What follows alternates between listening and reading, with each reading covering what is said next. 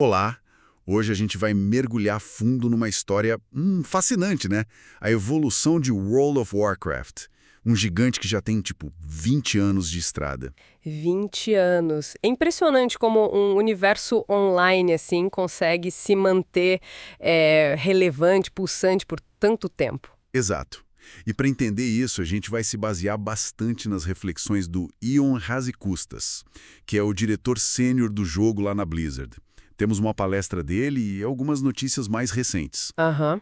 E o ponto central, assim, que a gente quer desvendar é essa mudança de chave deles, né? Sair daquela visão mais, digamos, rígida dos criadores Isso. para uma sintonia muito mais fina com a comunidade, com quem joga de verdade no dia a dia. É uma história de adaptação constante. É uma dança, na verdade. Boa, uma dança. Bom, vamos começar então. E, olha, uma curiosidade logo de cara que achei bem interessante sobre o Hazzikostas. Opa, qual? Antes de entrar para a Blizzard, ele era advogado. Sério? Uhum. Advogado? Não imaginava. Pois é, e ele entrou na Blizzard como jogador mesmo, sabe? Liderava guildas, organizava raids. Ele contou que quando assumiu a direção do WoW, sentiu um peso enorme. Imagino, tipo, pegar um ícone desses, Exato. o medo de, sei lá, estragar algo que tanta gente ama. Ele falou sobre isso. Faz todo sentido. E talvez essa origem como jogador explique muito da filosofia que ele trouxe para a direção do jogo, né? Com certeza. E qual é o ponto central que ele destacou nessa palestra? Bom, é justamente essa transição que você mencionou, sair de uma visão de design que era meio estática, sabe? O jogo é assim, para uma filosofia de encontrar os jogadores onde eles estão. Encontrar os jogadores onde eles estão. O que isso significa na prática? Significa perceber que não é só o jogo que evolui com o tempo. Os jogadores também mudam. A forma como eles jogam, o que eles valorizam, o que eles esperam do jogo, tudo isso muda. E teve um momento chave para essa percepção, né? Acho que foi com o lançamento do WoW Classic. Exatamente. O WoW Classic, lançado em 2019, funcionou quase como um teste AB gigantesco, sabe? Foi pegar a versão original de 2004 e colocar na mão dos jogadores de 2019 e 2020. E o que eles descobriram com isso foi muito diferente. Foi surpreendente. O ponto fascinante foi ver que os jogadores de, digamos, 2020 jogavam aquela versão de 2004 de um jeito completamente diferente do pessoal lá de 2004. Como assim? Que tipo de diferença? Principalmente na mentalidade. A otimização levada ao extremo, sabe? Por exemplo, lá em 2004, mudar os talentos era caro, era difícil. Então a galera meio que achava um meio termo e ficava com ele. Lembro disso. Era uma decisão com peso. Pois é. Já em 2020, no Classic, mesmo com a mesma dificuldade para trocar, o pessoal, farmava ouro exaustivamente, corriam atrás mesmo reclamando. Pra quê? Só pra poder trocar os talentos. Só para poder estar sempre, 100% otimizado para cada situação. Um talento para raid, outro para masmorra, outro para PVP, mesmo que a parte de farmar o ouro fosse, segundo eles mesmos, a menos divertida do jogo. Caramba! Então, mesmo com as mesmas regras do jogo de 2004, o comportamento do jogador de 2020 era outro. Totalmente outro. Ficou muito claro ali que aquela visão original, aquela experiência pura que eles tentaram recriar, ela já não servia mais para o jogador atual. Os hábitos, as expectativas eram diferentes. A ficha caiu, então. A ficha caiu. E pesado. Perceberam que não dava mais para só seguir a visão original, por mais icônica ou nostálgica que ela fosse. E como eles começaram a aplicar essa nova visão, essa ideia de encontrar os jogadores? Ele usou uma analogia bem legal, não foi? Usou. A dos caminhos de desejo, os Desire Paths. É um conceito do urbanismo, sabe? Aqueles atalhos que as pessoas criam na grama, cortando o caminho. Ah, sei. Porque é mais rápido ou mais lógico do que seguir a calçada que foi planejada. Isso. E ele admitiu que no passado a Blizzard muitas vezes tentou, colocar cercas nesses atalhos, tentar forçar o jogador a seguir o caminho oficial. Dá um exemplo disso no jogo? Claro, ele mencionou erros como quando fizeram o ability pruning, sabe? Aquela poda de habilidades que tirou muitas opções dos jogadores. Lembro, foi bem polêmico. Muito.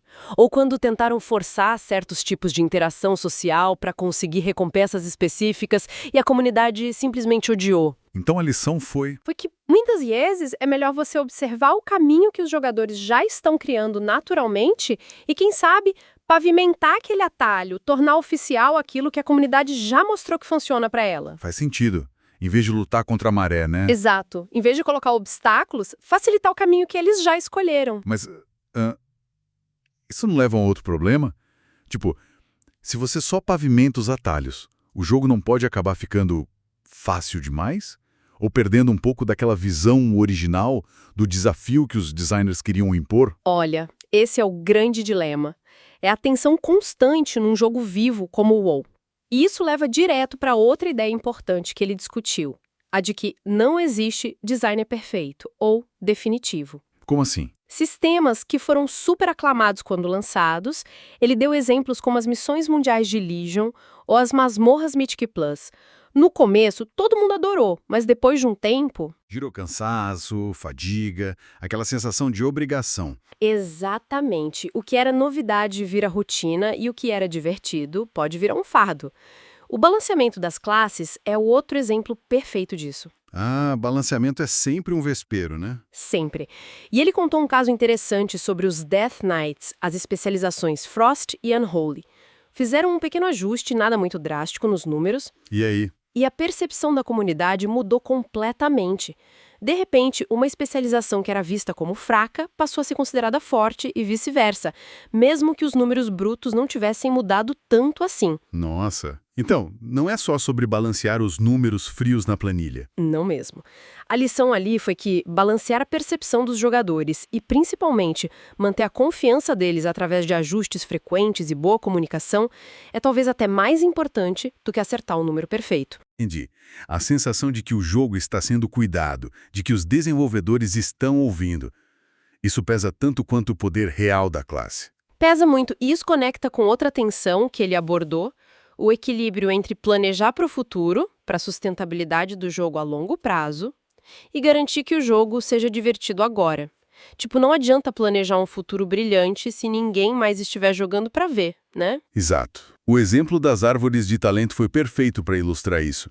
Eles tinham simplificado muito o sistema em expansões anteriores. Lembro, ficou bem mais simples, mas talvez sem graça. Pois é, a justificativa era a sustentabilidade futura, facilitar o balanceamento, evitar complexidade excessiva lá na frente. Mas o efeito colateral foi que a experiência de subir de nível, de ganhar novos pontos, ficou meio morna. Perdeu o impacto.